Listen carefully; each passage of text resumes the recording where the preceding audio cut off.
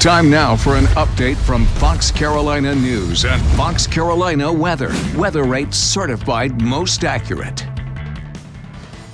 Good evening, I'm Victoria Carmen with your flash briefing. Governor Henry McMaster signed a new executive order to extend the state of emergency in South Carolina today.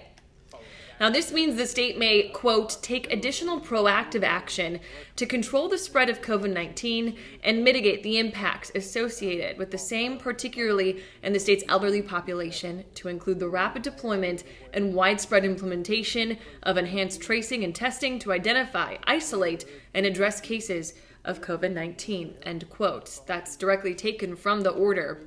The governor's order states South Carolina is seeing more than 8,000 cases of the virus and more than 360 deaths. He says the executive order is needed to ensure health officials can deploy widespread testing and tracing. This order will remain in effect 15 days unless it's extended or rescinded. And the governor took another action today. He signed a bill into law that will allow every voter in the state to vote absentee in the June primaries and runoffs.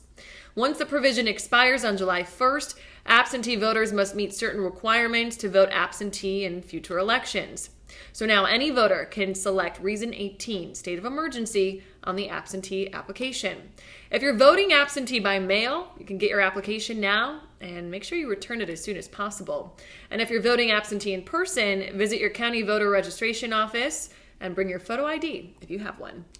And let's get a check at your forecast with Chief Meteorologist Kendra Kent.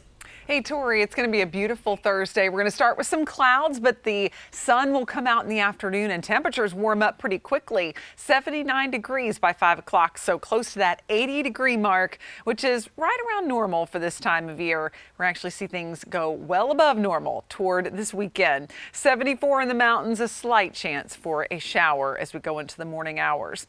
We're also watching the tropics. We could see Arthur develop over the next few days. The good news is that with the weather pattern in place, it looks like it would push Arthur to the north and keep it away from the U.S. as a cold front sweeps across the east coast. Of course, you'll want to check in on the morning news as well as at 4, 5, 10, and 11 for the latest on the tropics, as well as our weekend forecast, and download the Fox Carolina News app.